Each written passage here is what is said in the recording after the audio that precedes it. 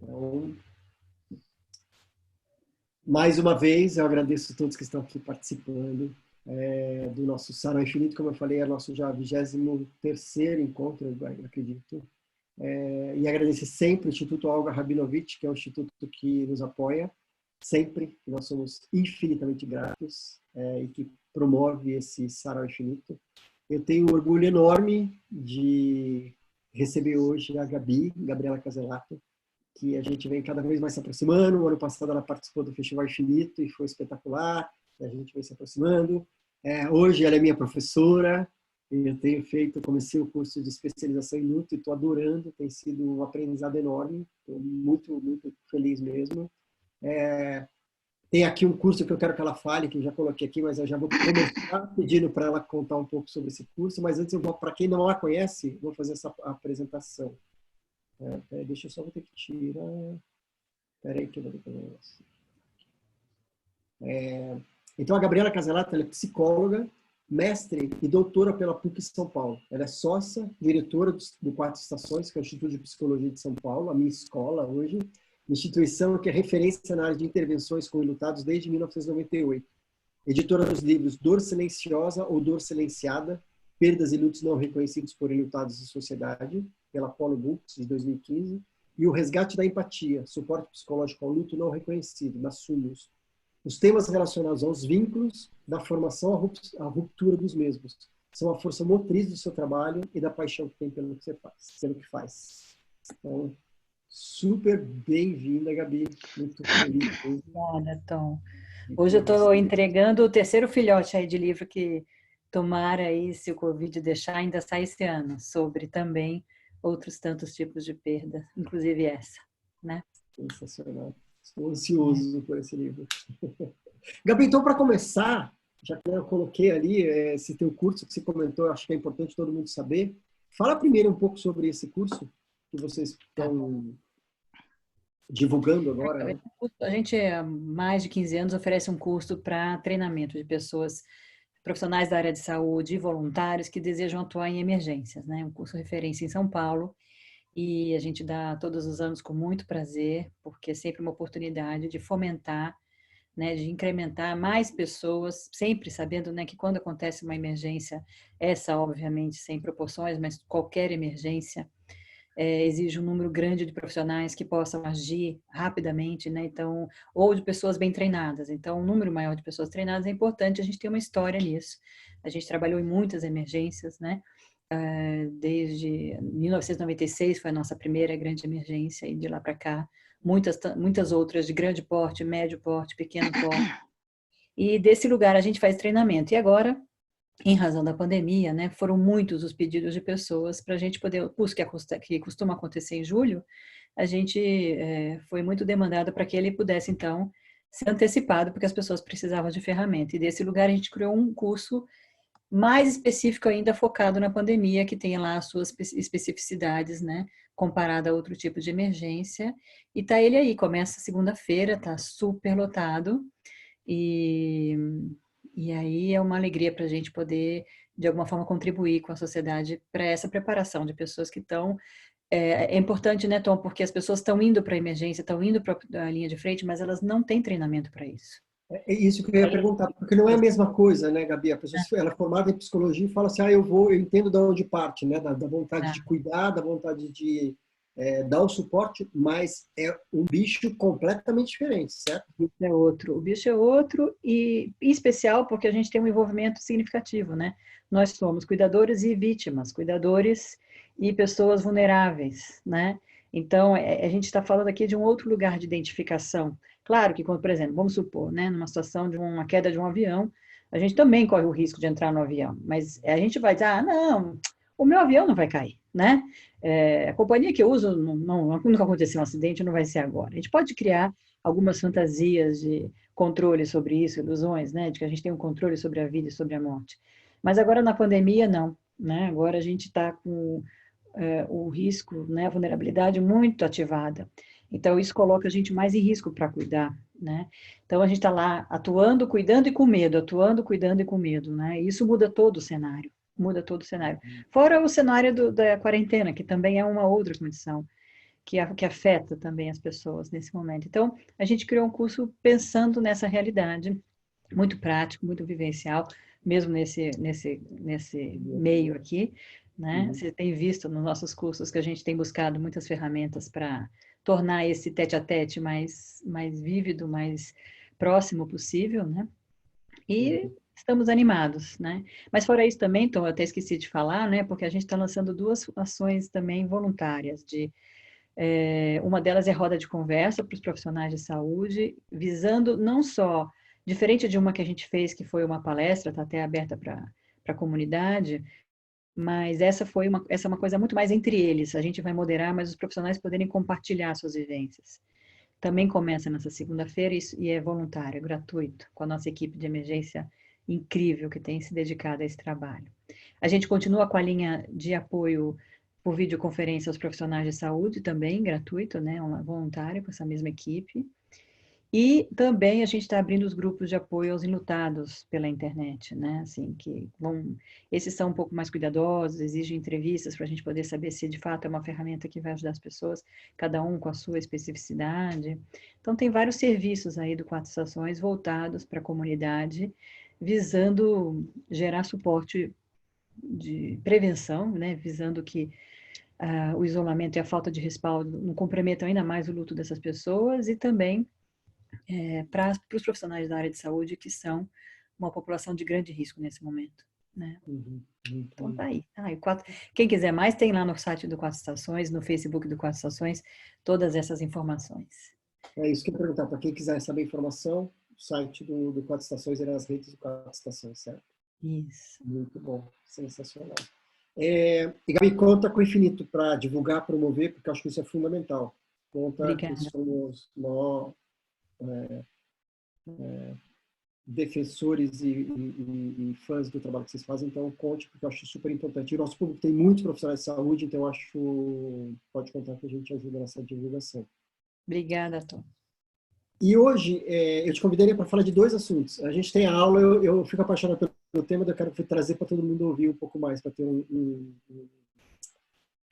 sabor do que é esse universo. Então eu propus para a gente conversar sobre dois temas, um que é sobre a teoria do apego e sobre os rituais de despedidas. Na teoria do apego, tem um ponto, porque tem grande parte do público do Infinito são pacientes.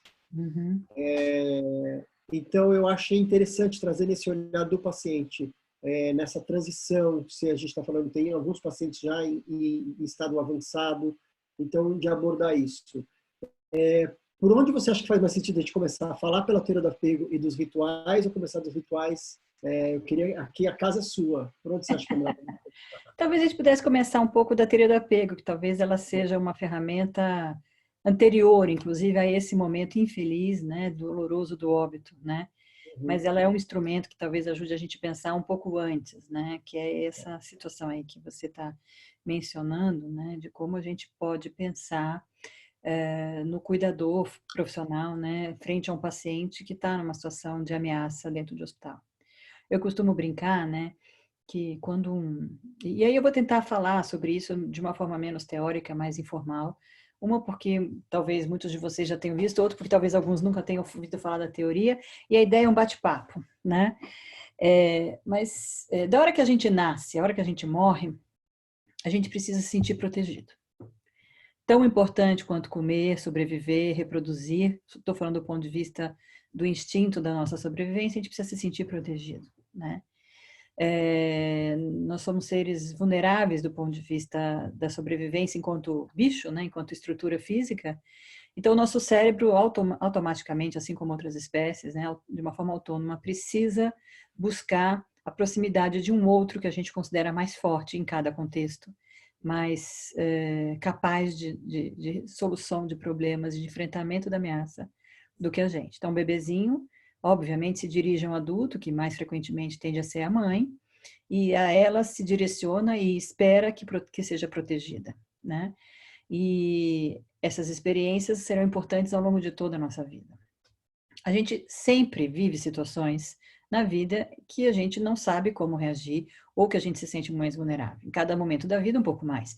Na infância, na adolescência, nas situações normativas da nossa vida, né? Aquelas que, vamos falar, né? A criança que vira adolescente, o adolescente que é aceito no meio, o adulto que vai para o mercado de trabalho, uma pessoa que adoece, uma pessoa que está morrendo, um idoso, uma pessoa que enfrenta a velhice. Então, ao longo da vida, a gente passa por um monte de tarefas, de vivências normativas, aquelas que são esperadas, e as não normativas, como a que a gente está vivendo agora, né, que nos colocam diante de um perigo concreto, ou um perigo subjetivo, aquele que a gente elege como um perigo, e que é perigoso justamente porque a gente percebe que não sabe como lidar, que não tem recursos para lidar. A nossa avaliação primária é: eu não sei lidar com isso, eu não consigo lidar com isso, então isso me ameaça. E porque me ameaça, eu quero me sentir protegido, né? E desse lugar, né, essas figuras, né, Tom, que são importantes para a gente, né, elas não são qualquer figura, né? Assim, então, na nossa vida, são poucas as pessoas que ocupam esse lugar. Algumas pessoas têm uma pessoa que é essa figura. Então, a mãe, que né, muitas vezes pode ser a figura principal de apego, a que está nesse lugar de desligar o medo ao longo de toda a vida. A gente, às vezes, também pode eleger uma outra na vida adulta, uma outra no envelhecimento, né? E também em determinados contextos, né? A gente também pode se eleger quando a gente não tem com quem contar, né? A gente acha que ao contar com as pessoas elas não respondem, a gente também pode desenvolver um processo defensivo de buscar os próprios recursos, né? E tentar ser autossuficiente. Então tem várias estratégias, todas elas visando a mesma coisa: se sentir protegido, desligar o medo. E aí, eu brinco sempre, né, que a hora que uma pessoa, seja ela qual for, dependendo da sua condição sociocultural, independente de raça, independente de conta no banco, independente de plano de saúde, independente de suporte social ou não, a hora que essa pessoa atravessa aquela portinha do hospital, ela se vê vulnerável, né? Mesmo para situações boas, sei lá, um parto, né? A gente entra no hospital e aquele ambiente deixa de ser um ambiente que a gente domina. É um ambiente onde a nossa saúde, nossa vida, está lá um pouco mais vulnerável, né? É óbvio que quanto mais comprometidos estamos, mais adoecidos estamos, mais vulneráveis estamos. Então, a gente entra com medo em relação à nossa própria sobrevivência, e a gente entra com medo porque é um ambiente que a gente não controla. A gente espera que ali haja alguém que saiba o que está fazendo para salvar a nossa vida e desligar nosso medo. Então, a hora que a gente entra no hospital, seja por um Covid, seja por um câncer, seja por uma outra comorbidade, a gente está vulnerável e nosso instinto está ligado, e nosso sistema de apego está ligado, e nosso alerta está ligado. E esse alerta é importante para a nossa sobrevivência. Mas esse alerta, eu faço uma analogia do alerta ou do medo para a mente como a dor para o corpo, né? A gente sentir dor é um sinal importante, é uma resposta importante do nosso cérebro, que diz que algo do nosso sistema está errado, não está funcionando bem. Então, se eu tenho uma dor na cabeça, eu consigo reconhecer: opa, tem algo errado na minha cabeça, eu tenho que fazer algo com isso. Se eu sinto uma dor na barriga, opa, eu faço algo, eu procuro ajuda, eu tomo um remédio, eu faço algo para evitar a minha extinção, certo? Pouca dor, quem tem um limiar de dor muito baixo, está sempre se colocando um pouco mais em risco. Está sempre exigindo um pouco mais do corpo, tá? Bebendo mais do que poderia, comendo mais do que deveria, se cuidando menos do que deveria, está sempre lá no limite, porque ela tem um limiar baixo, o corpo dela grita mais lentamente, demora mais a dar um sinal, né? Na contrapartida, quem tem muita dor, uma dor crônica, como um câncer, como um tumor, né? É alguém que vai mitigando, vai sofrendo uma certa mitigação da sua capacidade de resposta. A dor crônica nos abate, nos consome, tira a nossa capacidade de responder. A gente vai deprimindo, né? Então, a gente precisa sentir dor como um sinal, mas pouca dor é perigoso, muita dor também é. E da mesma forma está o cérebro para o medo. Medo também nos coloca em alerta sobre: opa, tem alguma coisa que está me colocando em perigo dentro de mim ou fora de mim, né? E pouco medo, mesmo da mesma forma que a dor, nos coloca muito em comportamento de risco. É isso que a gente vê, por exemplo, hoje com as pessoas com a baixa adesão ao isolamento. Não vai acontecer comigo. Isso é coisa de política. Eu não estou aqui nem querendo entrar nessa esfera, só para falar do nosso cérebro, tá? É, é, eu não tenho nada, eu não tenho fator de risco, eu sou jovem, né? E aí a pessoa que está com pouco medo sai sem máscara, se coloca em risco, está em contato com as pessoas sem o devido cuidado, né? Um exemplo do momento atual, mas em outros cenários, outros tantos comportamentos, né? Uma pessoa com muito medo, a capacidade dela também de responder à realidade vai paralisando. Ela fica em pânico, ela não tem recursos, ela não se percebe sem com recursos, né? Ela não reage ou ela reage demasiadamente, né? É muito assustada, muita fragilidade. Isso também a coloca em risco. Seja porque os comportamentos e as decisões dela não vão ser efetivas, seja porque ela vai se estressar muito. Então, quando alguém entra no hospital, Tom, essa pessoa vai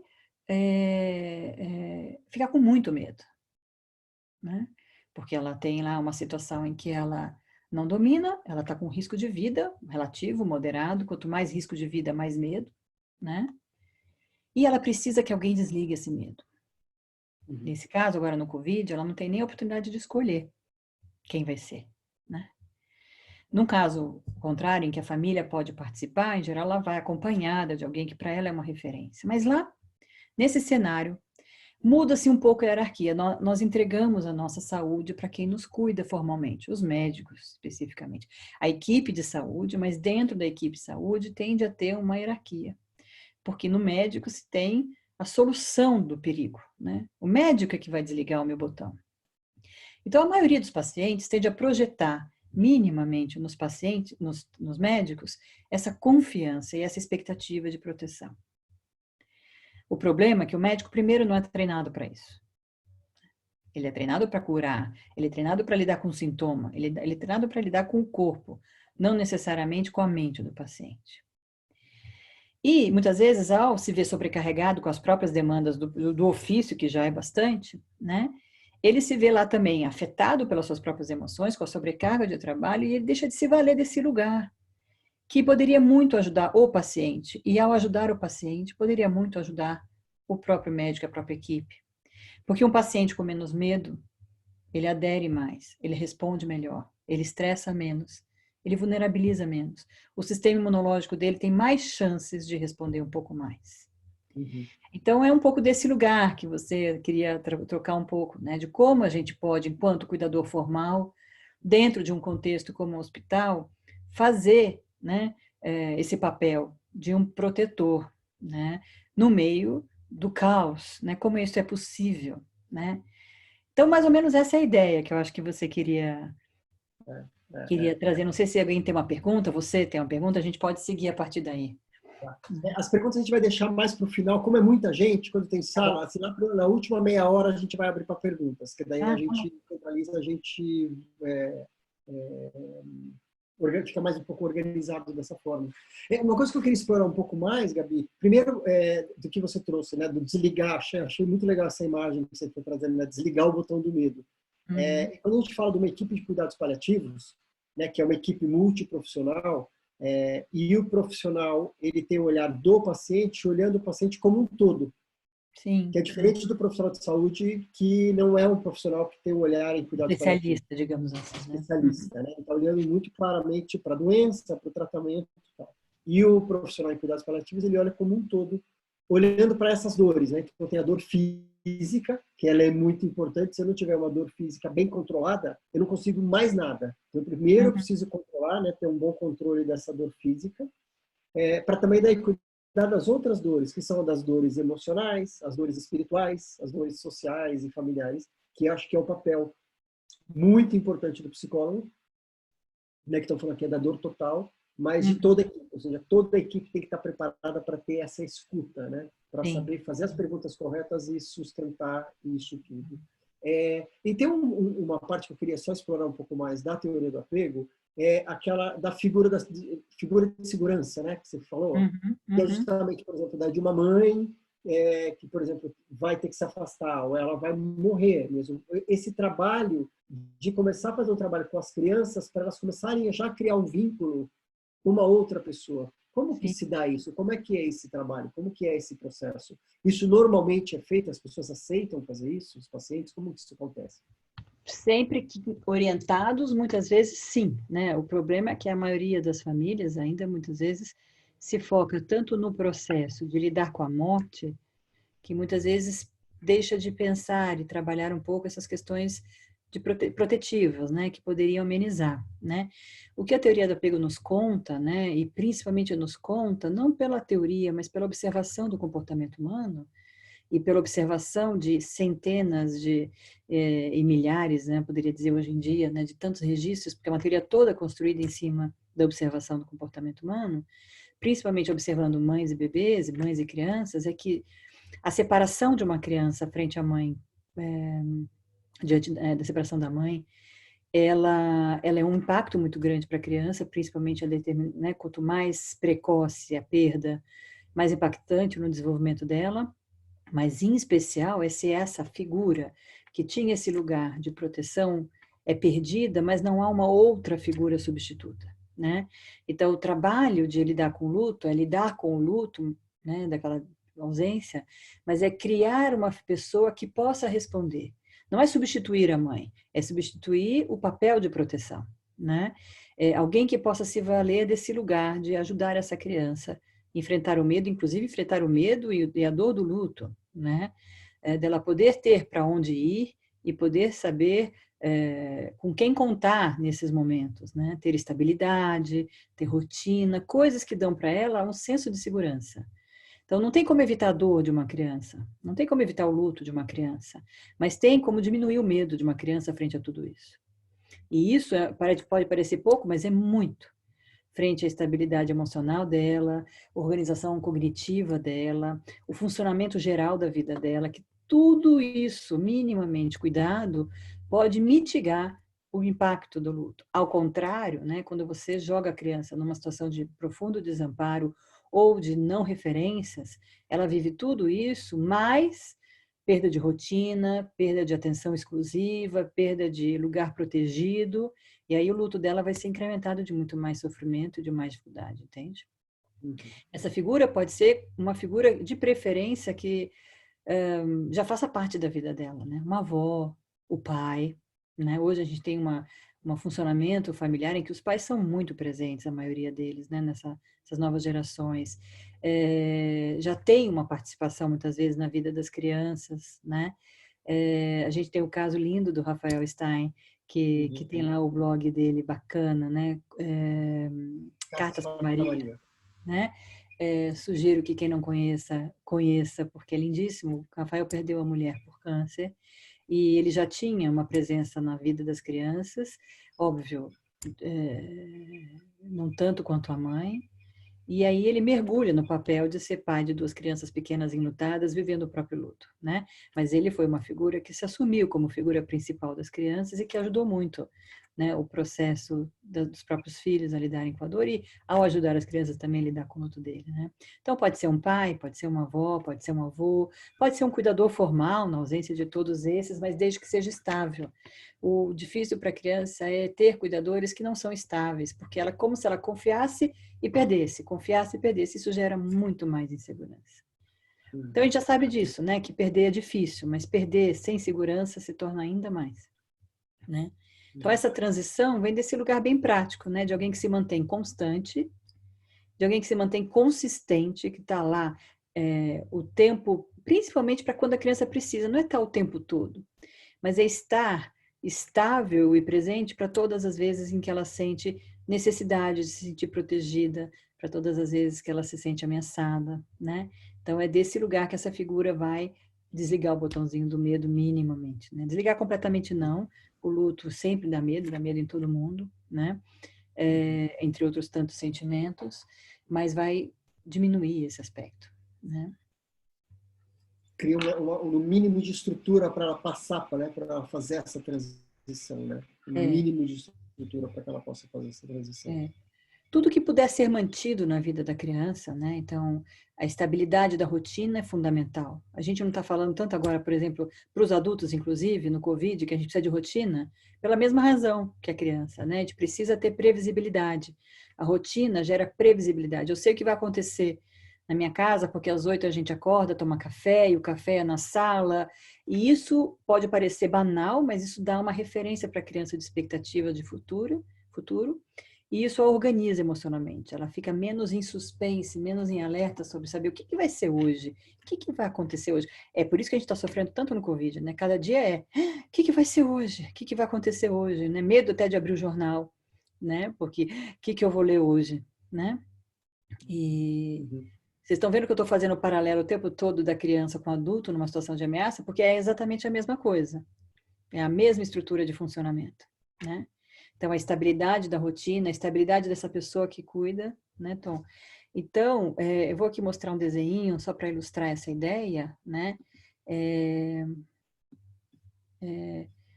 Aqui, basicamente, focada na ideia do cuidador formal no hospital, porque era um pouco isso que eu tinha pensado.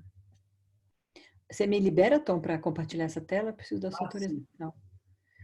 Sim, peraí. Pronto.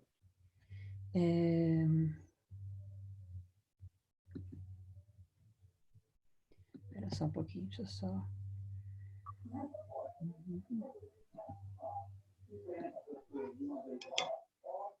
Não deixou... Tente novamente. Não deixou ele compartilhar, Tom. Por que será? Não. Você está como co-host, deixa eu ver o que mais eu posso. Se não der, tudo bem, eu falo, mas...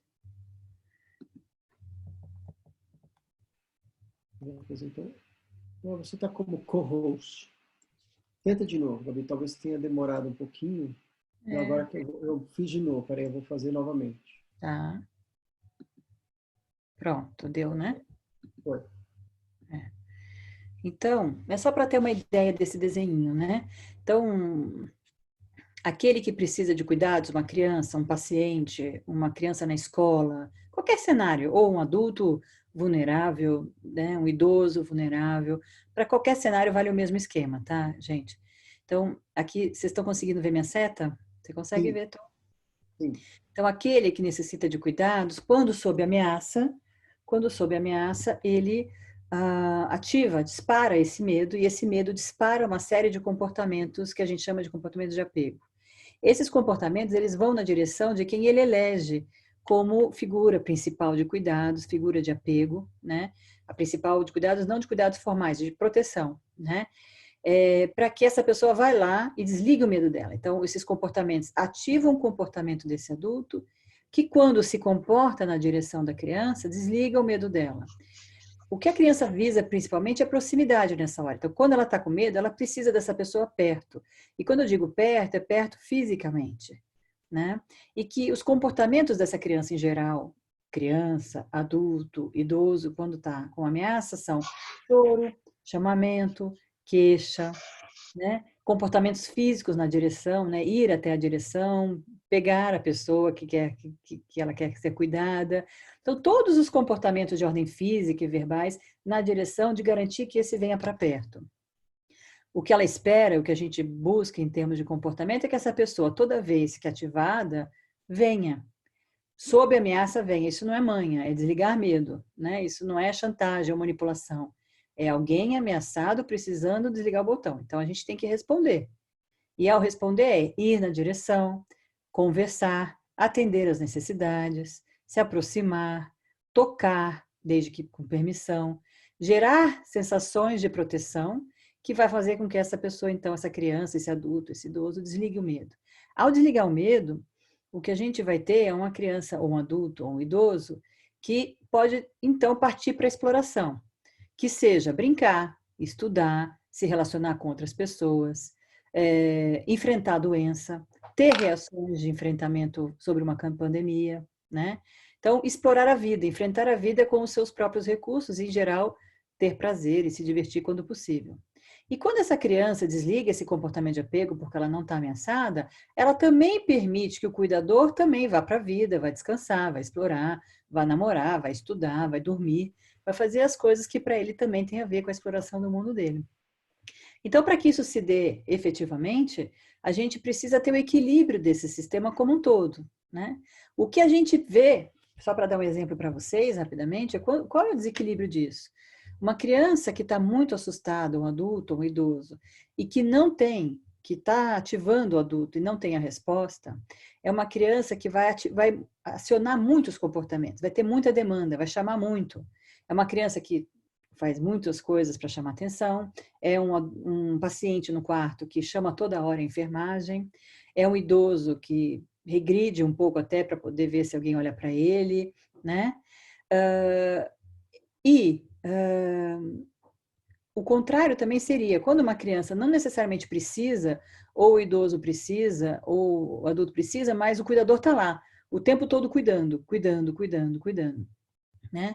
Então, quando a gente tem um desequilíbrio disso, né? Uma criança que precisa e não tem resposta, ou uma criança que tem uma resposta excessiva, ou uma criança que nunca tem resposta e acaba desistindo de ter esse tipo de resposta, de pedir ajuda. E ela vai, então, se fechando, né?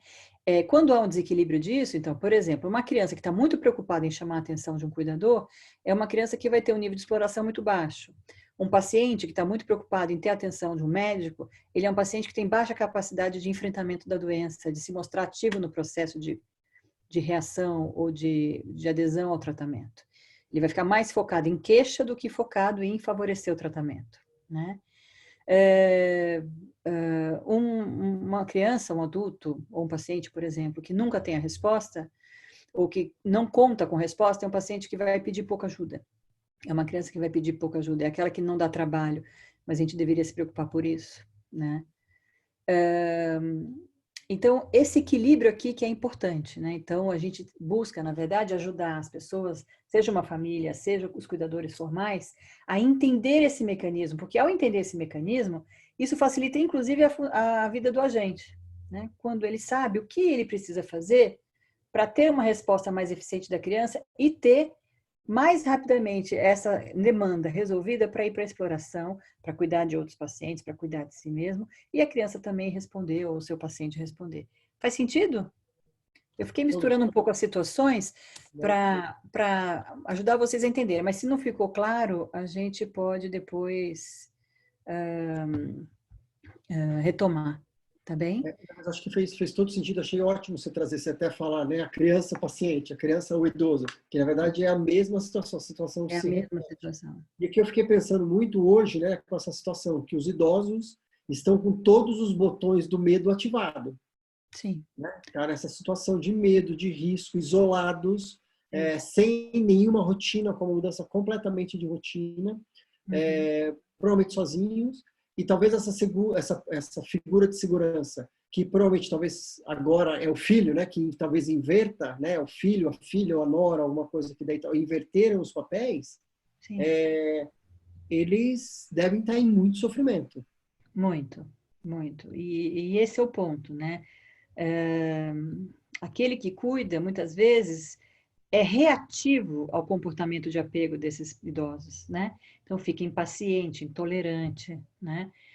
Óbvio, também porque a gente tem que lembrar, e esse é um outro desafio, né? Esses cuidadores também estão sob forte estresse e sob forte medo. Medo de adoecer e morrer, medo de adoecer e passar para o idoso, medo do idoso pegar e morrer.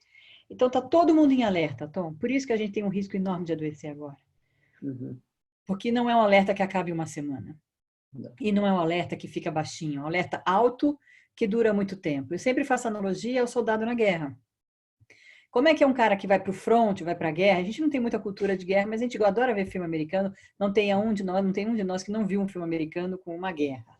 Então, como é que é o soldado na guerra? Né? O cara vai lá para o front e fica, né? E ele está em alerta, está todo em alerta.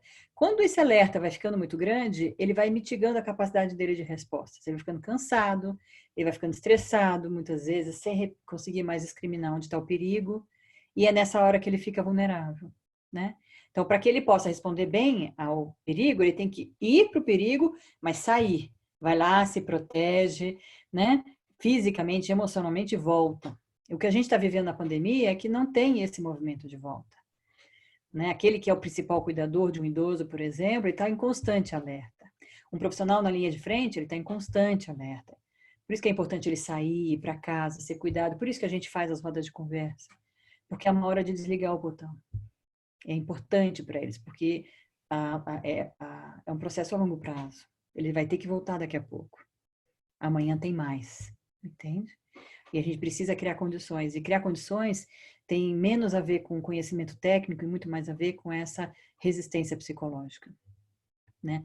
Até porque o conhecimento técnico hoje está muito limitado, né? Aquilo que a gente pode fazer dentro do normal está muito restrito, né? Então, é E nesse se sentido.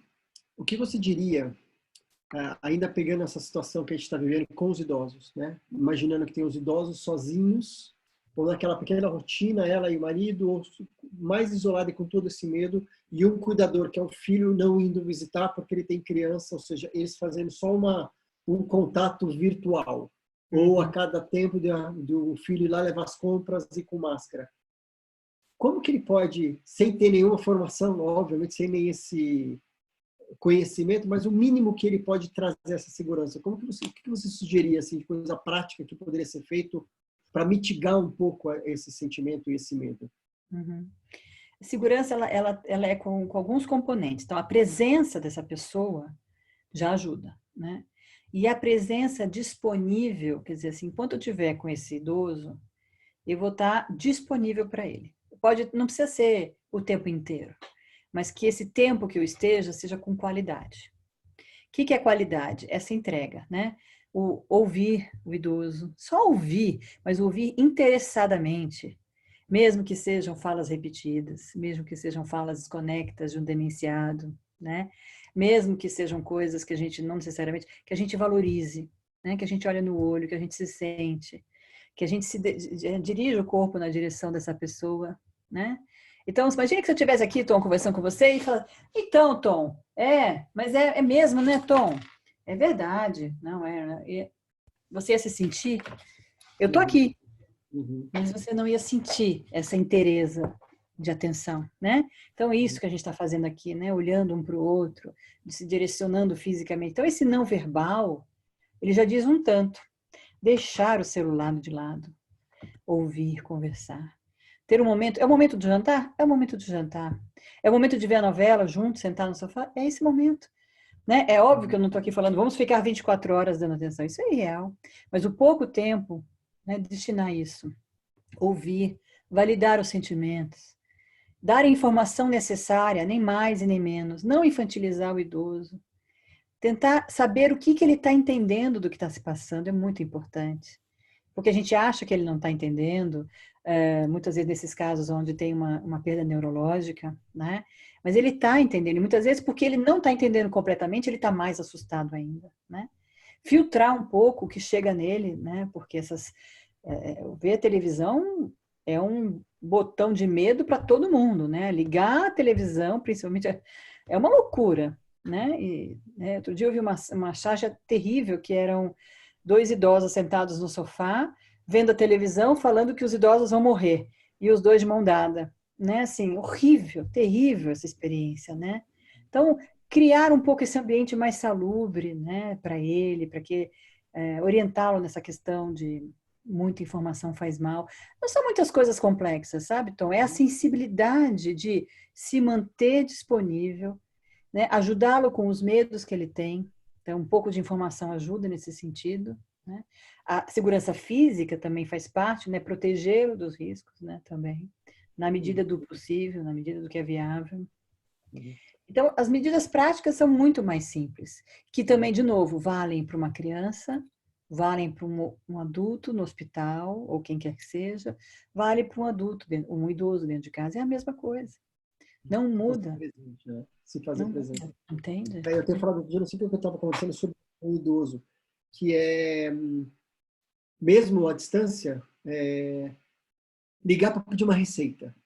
Uhum. Como é que faz aquilo para ocupar o espaço, para ter o que falar? né? E para Resgatar fazê-lo ser útil, né? útil, né? Como que é receita? Como é que, mesmo que você saiba, estou aqui, vou fazer, me ajuda, estou aqui preparando, estou quase comprando, liga o celular, já que você vai fazer um negócio, como é que faz isso? Como é que Sim. eu não sei o quê? Vamos assistir a novela junto hoje? Então liga aí que eu também vou ligar aqui, para ter ali do lado para conversar. Então, assim, é muito, é muito fácil ser criativo nesse momento também, né? Como É, incluir no tempo, não falar assim, não, eu acho que também que eu tenho visto também através de amigos e tudo mais, daí eles tomarem, os filhos tomarem um papel, e eu já fiz isso, de daí também de querer ditar as regras, né? Não faça isso, faça aquilo e tudo mais, então é um desrespeito gigante. Então, só como incluir, eu acho que isso é tem uma uma... coisa muito bonita também, por exemplo, a maioria dos nossos idosos, né, vem de uma geração em que a espiritualidade é uma ferramenta. Não que na nossa geração mais nova não seja, é para muitos, mas também não é para muitos. Então, por exemplo, se você é um filho que não se vale muito da espiritualidade ou da religiosidade, você tende a banalizar um pouco isso. Mas, de repente, seu pai, sua mãe adoram rezar. É importante, aquilo para ele é uma ferramenta. Deixa ele rezar. Deixa ele te dar uma oração, uma bênção. Pode não fazer sentido para você, mas é mais ou menos na esquema, no sentido da receita. Faz bem para ele e faz ele se sentir podendo oferecer alguma coisa para a família, né? Então, isso pode ser muito simples. São coisas muito simples, né? Que colocam o outro como você é importante para mim. O que você fala é importante para mim. Eu me preocupo com você, né? Eu estou aqui para o que você precisar. Isso desliga muito medo, não é, Tom? Eu acho que talvez a oração possa não fazer sentido para a pessoa, mas se ela olhar aquela oração como uma declaração de amor, daí faz todo sentido, né? Exato, exato. Isso é E, declaração de e amor. você viu que o que eu estou falando aqui não tem a ver com responder, dar respostas, dar soluções, curar, fazer promessas, não tem nada a ver com isso. Não tem a ver com o perigo real. Tem a ver com fomentar recursos para o enfrentamento do perigo real. Os dele e os nossos. Uhum. Né? Bom, era só para realmente dar essa geral sobre a teoria do apego para deixar as pessoas mais curiosas e querendo saber mais. Mas eu queria também aproveitar mais esses os 10 minutos que a gente tem antes de abrir para a pergunta. Eu queria te ouvir um pouco, porque também no podcast já falou um pouco sobre isso, mas eu queria te ouvir mais e as pessoas, eu queria que as pessoas ouvissem, porque a gente está com esse cenário, né, vivendo as pessoas por causa do corona e os rituais todos de despedidas, como o velório, enterro, é, cremação, etc., todos estão sendo roubados da nossa vida, não podendo vivenciar. Falar um pouco da importância, do risco que isso vai estar causando, né, o que isso pode vir a acontecer. Eu tenho pensado muito no impacto que isso vai ter nas empresas, né, porque para as pessoas que vão seguir com um luto talvez complicado. Eu queria que você falasse um pouco a tua visão sobre isso e da importância desses novos formatos de rituais, né? A gente tem o guia que a gente lançou, que inclusive a gente está conversando de fazer coisas juntos, vocês estão próximos da gente. Fala um pouco sobre isso, eu acho que é importante. Olha, a gente ontem viu, né, a gente passou da casa dos 5.000 mortos, oficialmente, né? Clinicamente, a gente sabe muito bem que quando a gente fala de uma morte, a gente está falando pelo menos de 4 a 10 enlutados, 11 enlutados, na média. Isso porque a gente tende a considerar, quando fala em 4, as relações consanguíneas. Mas a gente sabe que quando alguém morre, as relações afetivas significativas sofrem muito, né? E não necessariamente são validadas. Então, o número de enlutados significativamente afetados por uma morte é muito maior. Desse lugar, a gente está falando de que tipo de morte? Uma morte súbita, estigmatizada, coletiva, né? Traumática, né? Sem nenhum tipo de antecipação, né? E sem nenhum tipo de possibilidade de proatividade do enlutado. Quer dizer, a gente não teve a chance de cuidar daquela pessoa, de participar do processo final da vida dela. Porque muitas vezes, alguns morreram em casa, mas a maioria estão morrendo no hospital, né, nos hospitais, e sem a possibilidade de interação com a família. E isso gera uma série de fatores de risco, né? Em especial o aspecto traumático disso, o aspecto da culpa, né? A dor de pensar que a pessoa faleceu sozinha, né? A falta de informações sobre como foi, porque isso, principalmente nos hospitais públicos, a forma como isso se dá é num volume e numa falta de preparo, muitas vezes, que não é suficiente, não chega a informação, o familiar não consegue participar. Então, ele tem uma ideia muito fragmentada do que aconteceu, quando não esburacada, né? E aí, então, fica essa narrativa sem lugar, eu não consigo entender uma história, porque isso vai me ajudar a concretizar essa história e elaborar essa história, realizar essa história do ponto de vista cognitivo. E para completar, se não bastasse isso, a ausência dos rituais, ou o empobrecimento excessivo dos rituais, né? Ritual, ele tem uma função psicológica no luto, e em alguns lutos mais do que em outros. Por exemplo, num luto antecipatório, alguém que então esteve doente por um tempo, os rituais muitas vezes já foram vividos, o processo já foi vivido desde o adoecimento inicial. Então, a gente foi se preparando, percebendo a realidade, se relacionando afetivo e cognitivamente com essa realidade. Entre nossos altos e baixos foram sendo vividos. Tanto é assim, né, que quando a gente vê um velório de alguém que morreu por doença e alguém que morreu de uma forma súbita, os velórios são muito diferentes. Falando do velório convencional, né? São velórios muito mais calmos, não menos sofridos. Mas existe um processo de organização psíquica muito maior ali presente na comunidade. As pessoas já entenderam que aquilo ia acontecer e já foram lidando com aquilo, né?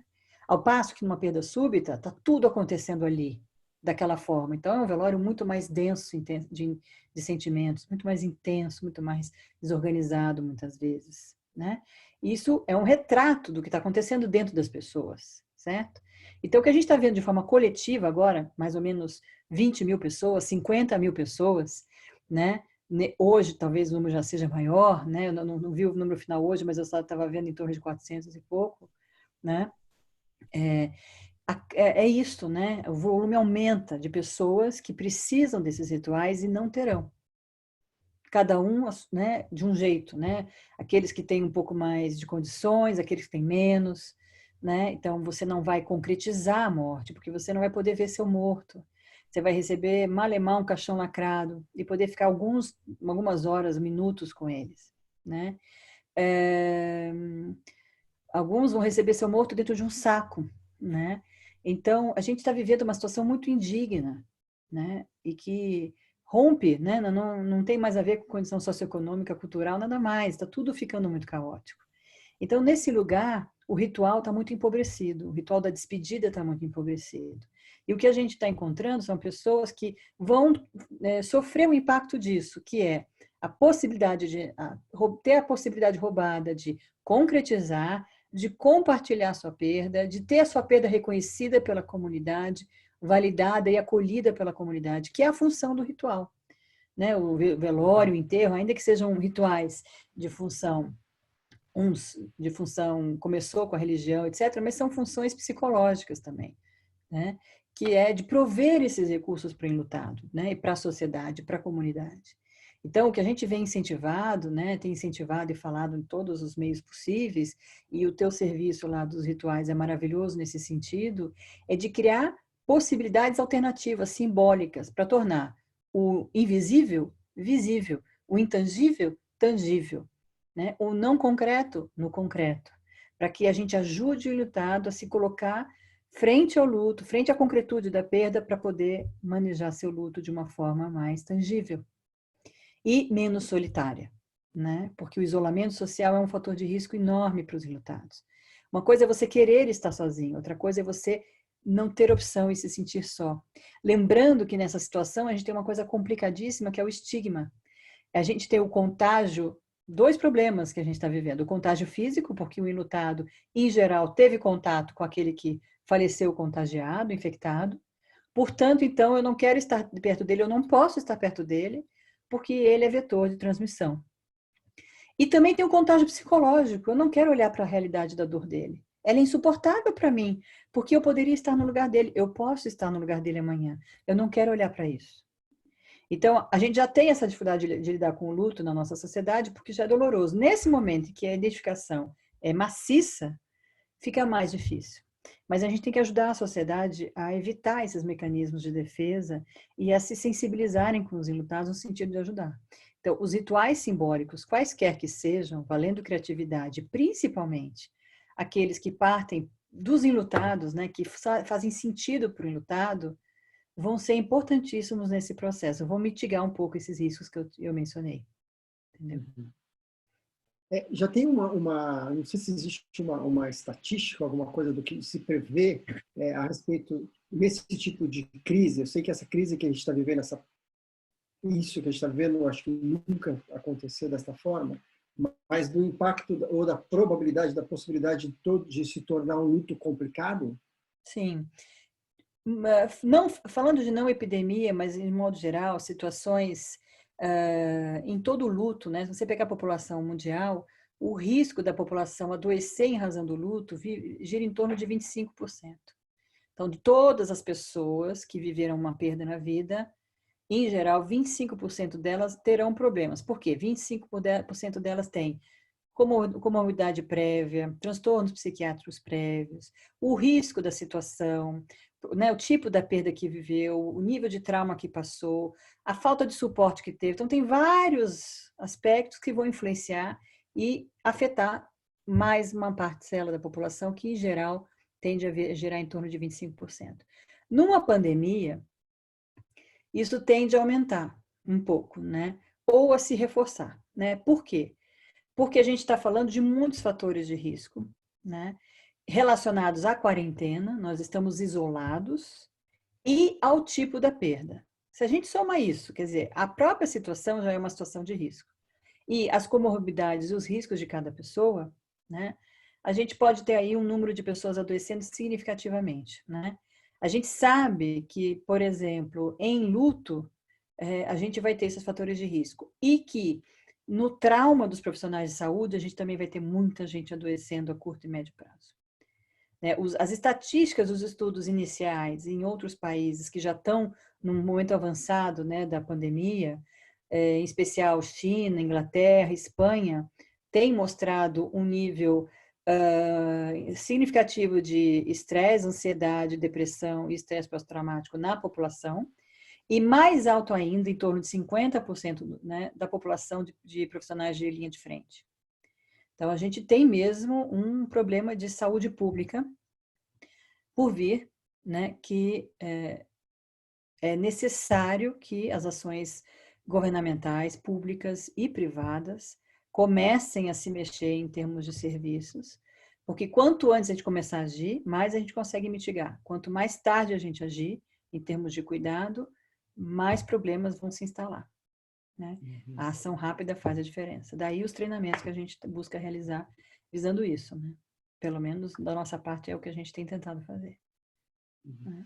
Ou seja, eu faço o curso de crise. Vai ser muito importante. Karen, de alguma forma, né? Se não o curso, vamos buscar ajuda, né? Muito bem. E ajuda pessoal, né, Tom? O que é, Gabi? Desculpa. E ajuda pessoal também, né? Para nós, né? Nós precisamos de ajuda, nós precisamos de apoio para cuidar dos outros, né? Perfeito. Eu vou abrir para perguntas agora. Então, eu vou pedir para que as pessoas escrevam as perguntas e de uma forma mais concisa possível, tá? Para ficar mais claro assim, qual é a pergunta mesmo, para a gente simplificar o processo. Eu acho mais fácil, como tem muita gente, eu acho mais fácil escrito. Tem coisas aqui em cima, assim, Quais as possibilidades simbólicas podem ser criadas para amenizar a dor da perda?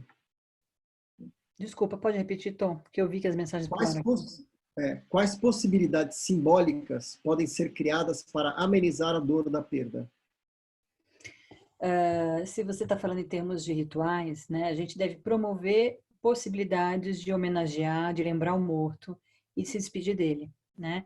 A gente tem falado, por exemplo, de rituais virtuais, de encontro com famílias. Né?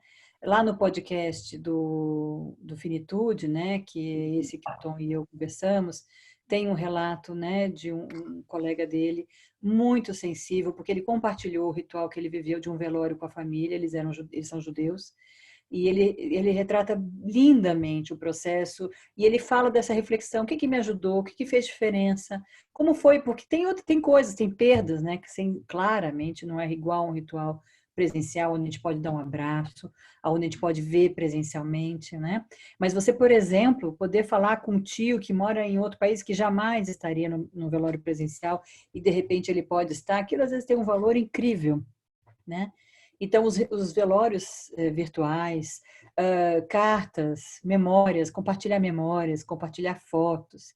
Mas uma coisa é muito importante que a gente tenha claro, é muito importante a gente não sair fazendo coisas para ajudar o enlutado, pensando que aquilo é bom para ele, sem saber se ele deseja. Eu sempre conto a história de uma senhora que perdeu uma filha no acidente, e a casa dela, quando ela viu, a casa dela tinha tanta gente, naquela época presencial, né? E veio gente, inclusive, que ela não conhecia, mas que estavam ali para prestar solidariedade. Mas aquela experiência de ter gente estranha estava um pouco invasiva para ela. E ela contava que ela foi ganhando um monte de sopa. E quando ela abriu a geladeira dela, tinha pratos e pratos de sopa dentro da geladeira e ela odeia sopa. Então, aquilo que estava a serviço de ajudá-la passou a ser uma coisa que violou a privacidade dela, que invadiu, que não atendeu às necessidades dela. Então, ajudar ele enlutado é perguntar para ele, é ajudá-lo a ter expressão, ser passivo, ao contrário, não ser passivo, ser ativo nesse processo, que é tudo que ele até aquele momento ele foi passivo, né? Ele foi vivendo tudo que foi violado dele sem que ele pudesse fazer nada. Nesse momento, colocá-lo ativo é dar voz a ele, dar voz ao que ele pensa, aos valores dele, às necessidades dele, isso é muito precioso, né?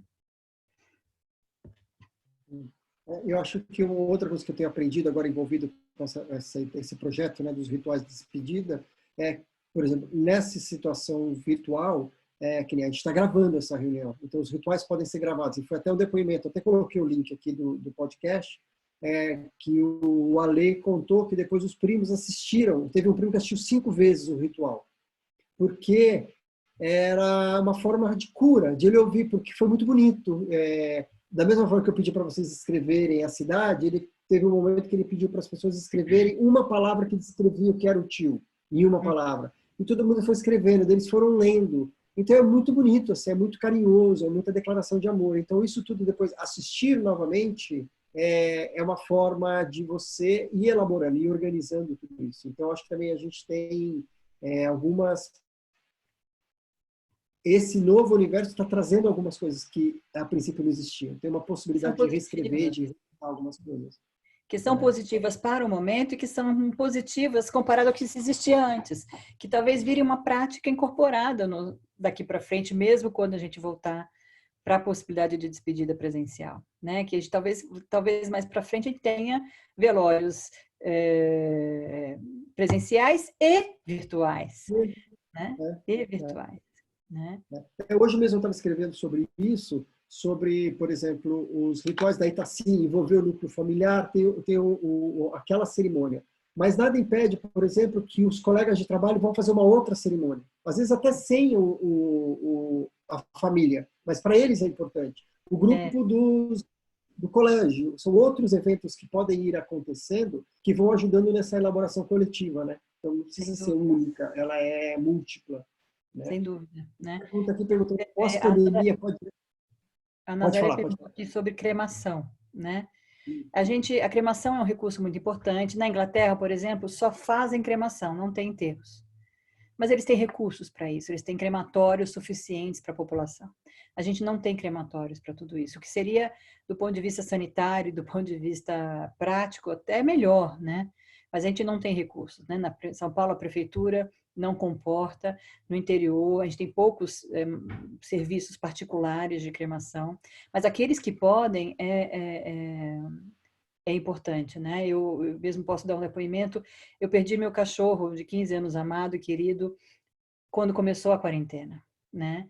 E eu cremei ele, mas eu até agora não pude pegar as cinzas dele, né? Por conta da questão do contágio. Então, isso também é uma questão, eu não pude ter acesso às cinzas, eu ainda não pude fazer a gente fez um ritual em casa, mas o ritual com as cinzas, que eu talvez já pudesse ter feito, eu ainda não pude fazer. Então, a gente tem essas condições práticas que hoje estão impedindo, né, a gente também disso. Mas seria, né, poder ter as cinzas e poder guardá-las para um dado momento, fazer um ritual social, seria presencial, né, seria uma possibilidade. Pode ser para algumas pessoas, né? Eu pretendo fazer ainda, mas acho que é uma coisa importante para a gente pensar. né? Perfeito.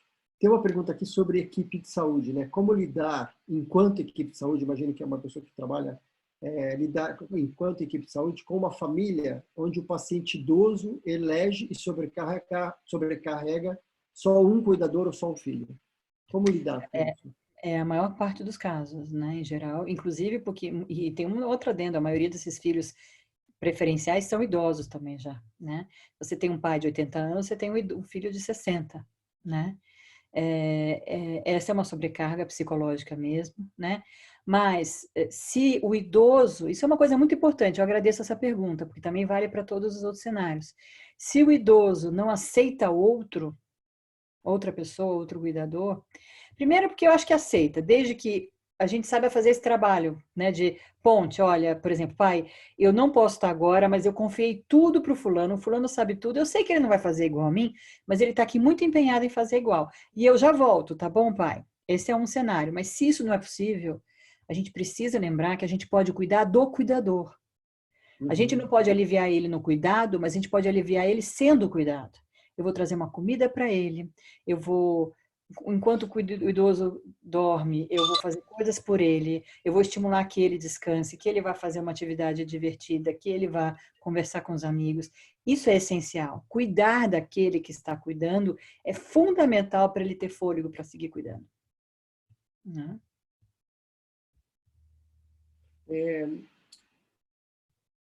Tem outra pergunta assim, como profissional de psicologia, desculpa, como profissional de psicologia, eu posso auxiliar os familiares a criarem essas ritualizações ou família queira criar sua própria forma de ritual? Sempre estimular que parta deles, né? Convidá-los, mas sempre incentivar. O que vocês acham que poderia ser? O que vocês imaginam? Tem gente fazendo isso, o que vocês acham? Aí eles, mais para a esquerda, mais para a direita. Então, quanto mais for autêntico da família, dos valores da família, dos hábitos e costumes da família, mais sentido vai fazer para ela. A gente às vezes começa dando umas ideias, olha, não como sugestão, mas olha, eu vi fulano fazendo tal coisa, eu vi ciclano fazendo tal coisa. E aí isso abre a mente. De repente ele não tinha pensado. Pode ser legal. Ótimo. Então ele segue aquele caminho. Se não, não, acho que isso não, mas talvez aquilo. Legal. Fazendo sentido, beleza. O ruim é quando Eu não pensei faz. também, Gabi, sobre isso, no sentido também de... Porque nesse caso, as pessoas aí ficam no lugar de refém, né? Eu não Uhum. tenho ritual, eu não tenho velório, eu não tenho. E pronto. Então vai nesse lugar de prisão. E daí quando você vem, como falar, da importância. Olha, é importante. Vamos achar uma outra forma de representar isso, porque vai ser importante para você, vai ser importante para esse teu processo. Então você Sim, dá a razão do porquê é valida, importante. E valida. oferece, fala assim, existem outras formas. Uhum.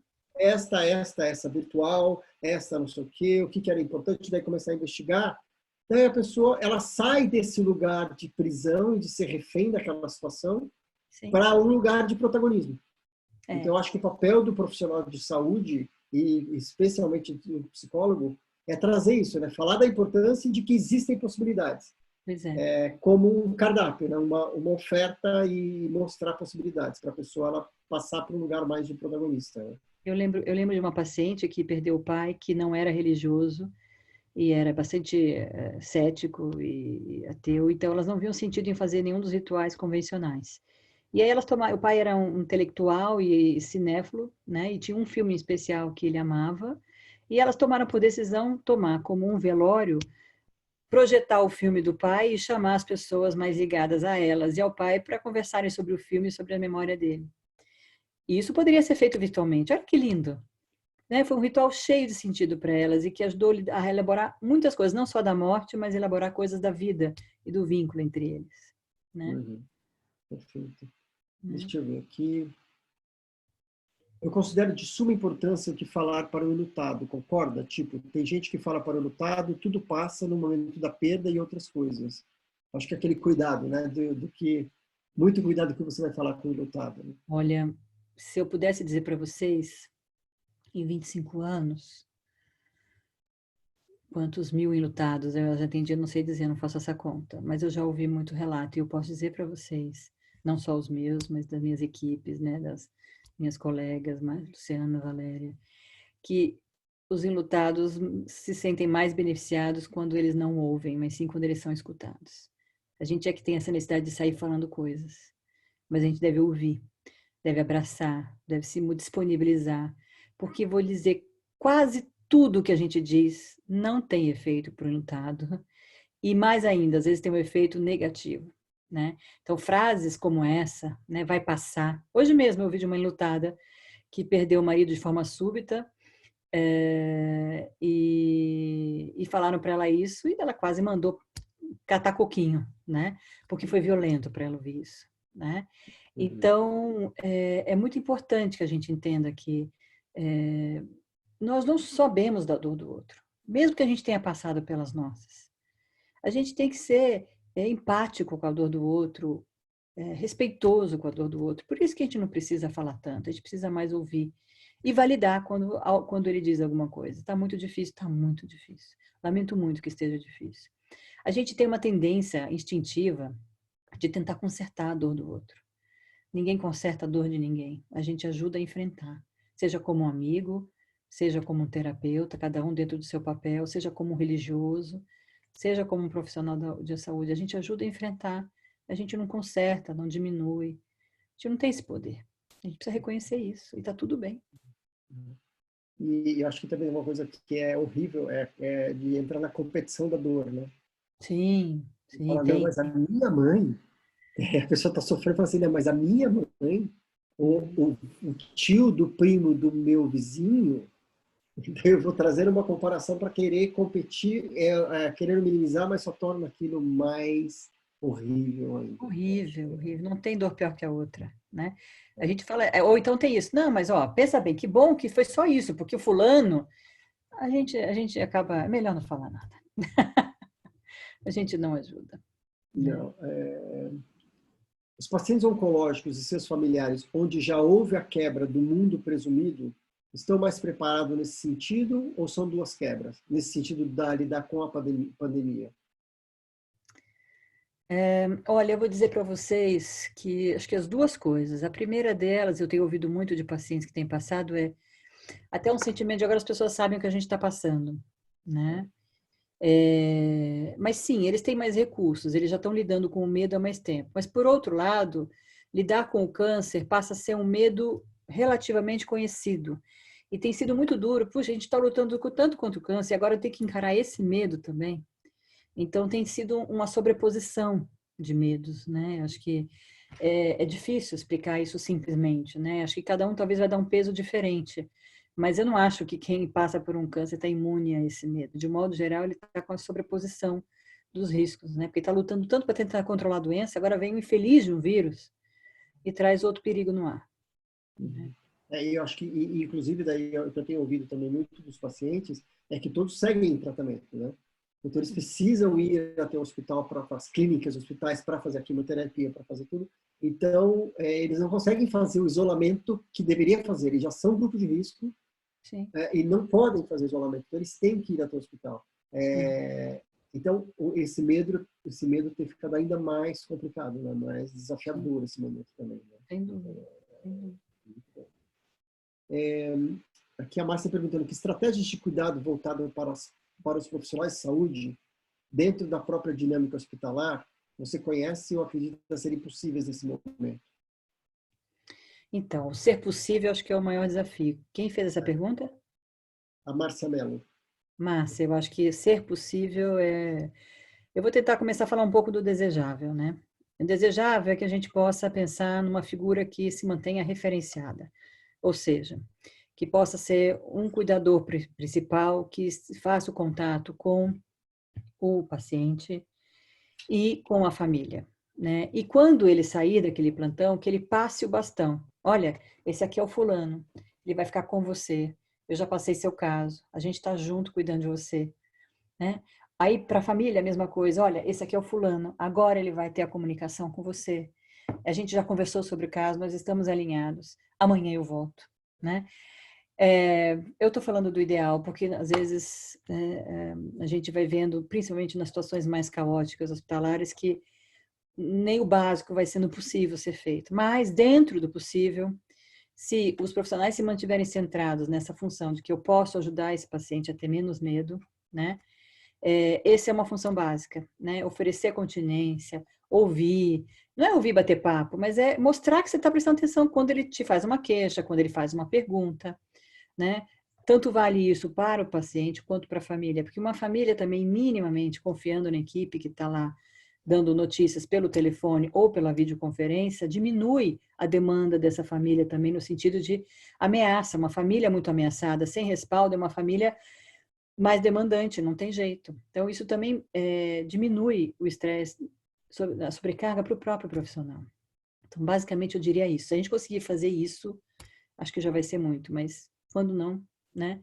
Pelo menos alguns links que mantenham muitos cuidadores trocando sem que a pessoa acompanhe, ela vai se sentindo à mercê de todos e de ninguém, né? Vai ficando muito vulnerável. Muito. Tem uma pessoa falando aqui, o Chico está falando isso, que o pessoal da enfermagem faz isso, né? Passar o plantão diante do paciente. Acho que realmente, a enfermagem tem um papel fundamental, né? É que realmente está ali na linha de frente real, em contato com toda a fragilidade, a vulnerabilidade, acho que eles têm um papel fundamental. Uma outra coisa importante, que acho que vale a pena falar, que a Jane citou aqui, é poder tratar ele mais personalizado possível pelo nome, saber dados dele, né? Se ele tem filhos. Tudo bem? Posso falar? Pode sim. Ah, tá. Se ele tem filho, se qualquer dado que diga, olha, eu sei de você, eu tô aqui com você, né? E falar, olha, esse aqui é o seu João, que tem aquele filho também médico está estudando medicina. Coisas assim que mostrem que a gente está conectado. E quando a gente estiver muito sobrecarregado, a gente anota, leito tal, fulano tal, a gente faz uma colinha. Isso ajuda muito para também diminuir o nosso estresse. E uma coisa importante também que elas apontaram aqui, acho que foi a Renata, a questão de não mentir. Não mentir. Ele pode fazer perguntas e é importante que a gente diga a verdade. Eu estou morrendo, que a gente possa dizer o que está acontecendo, o que você está entendendo. Né? A gente não é dono da verdade para dizer está morrendo, vai morrer daqui a 2 horas, mas a gente pode trabalhar com a verdade. A gente pode ajudar o paciente a entender a verdade e a família também. Né? Torná-lo ativo no processo até o último suspiro dele, é o que a gente pode fazer pelos pacientes, é o centro do trabalho do cuidados paliativos e nesse momento se faz necessário. Né? O que os profissionais podem dizer, Gabi, porque eles estão lá nessa situação muito parecida com a do paciente, porque eles também estão isolados, muitas vezes longe dos seus familiares também, estão muito sensíveis.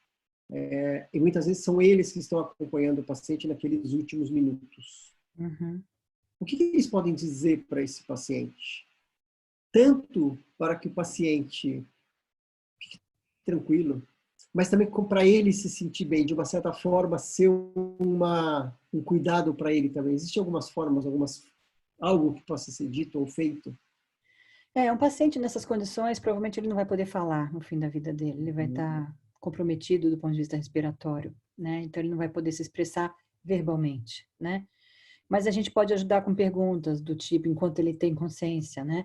Aperta minha mão se você quer, faz isso, facilitar a comunicação não verbal para que ele se expresse.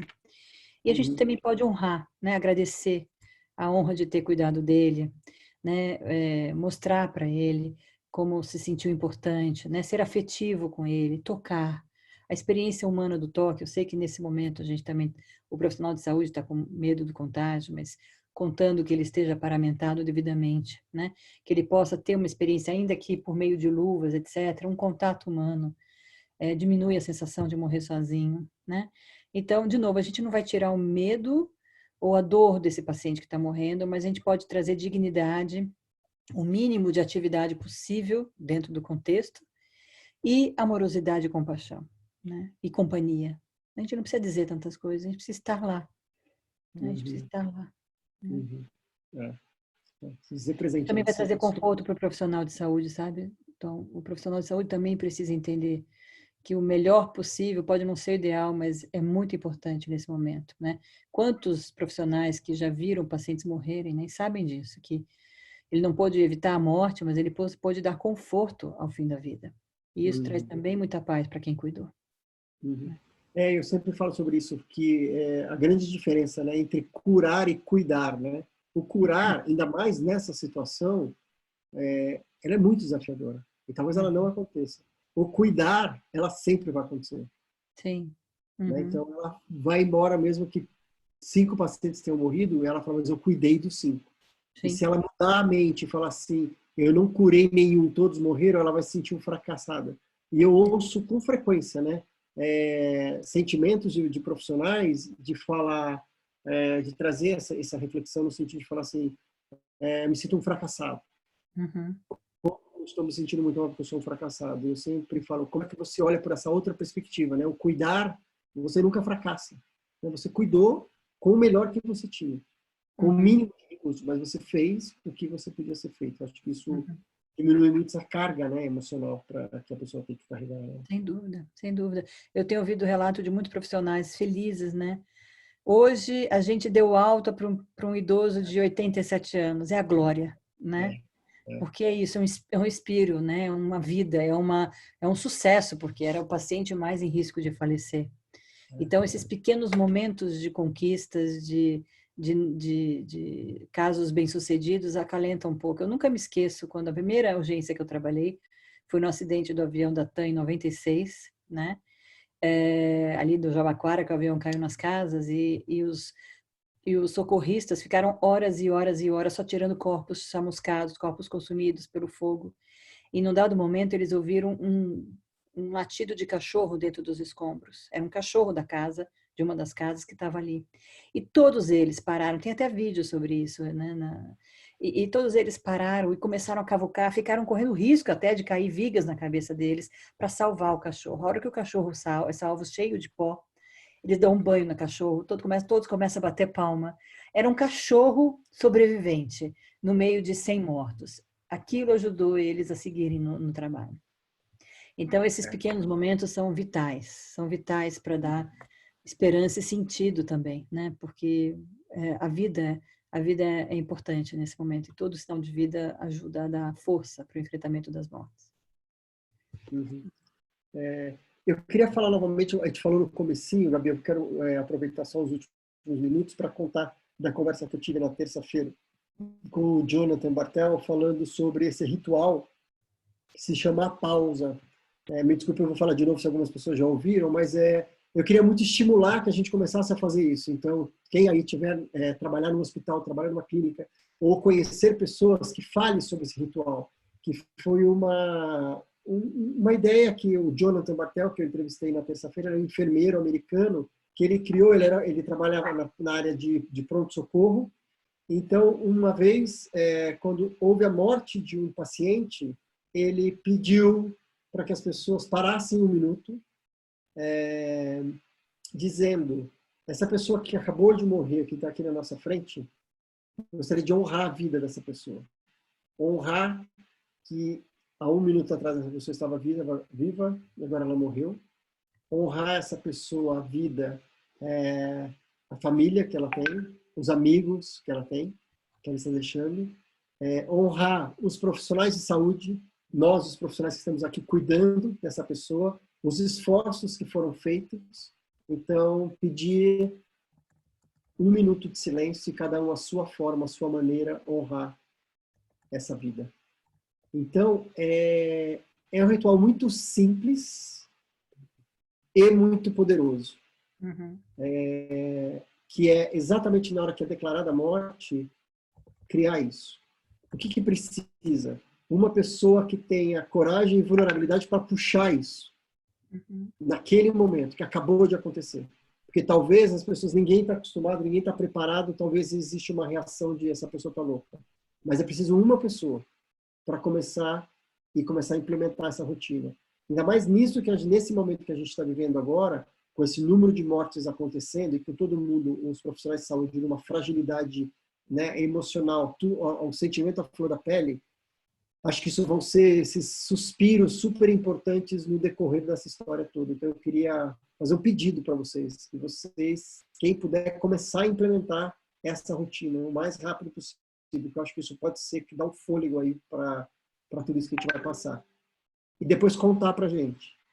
Fiz, comecei a fazer e quais os efeitos, como é que foi o impacto. Eu estou muito curioso para ver isso começar a acontecer. Acho que é isso. Muito lindo, Tom, obrigada. Eu com certeza vou partilhar dessa sua ideia, desse projeto, muito lindo. Tem muitos projetos lindos nascendo da criatividade, da compaixão e da empatia das pessoas, ainda bem.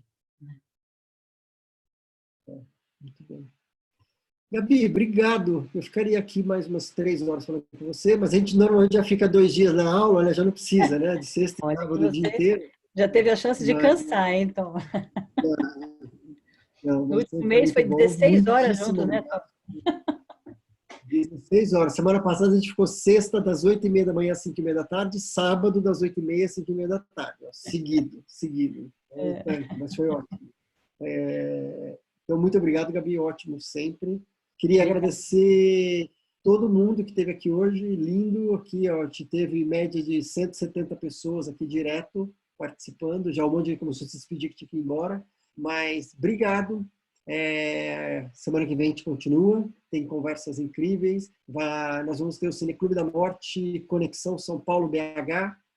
Então vai estar eu, Ana Cláudia, a Luciana Rocha e a Dani.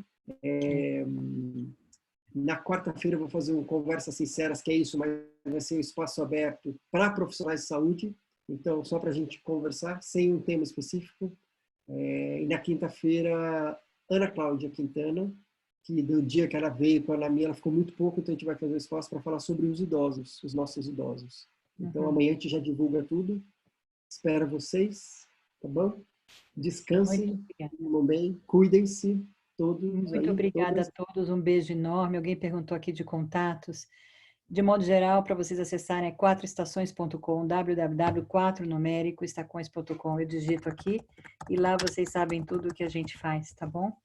Mas eu queria agradecer imensamente as perguntas generosas, ao Tom pela sensibilidade da conversa e do carinho, e a oportunidade de poder dividir um pouco e de alguma forma, se eu puder ter ajudado com algumas ideias, vou ficar bem feliz e em paz de poder deixar alguma coisa com vocês e também de ter recebido tanto comentário bacana aqui, ideias e sugestões e opiniões da experiência de vocês. Muito obrigado, sigam bem, cuidem-se física e cuidem-se emocionalmente também. Exatamente. Muito obrigado. Beijo para vocês.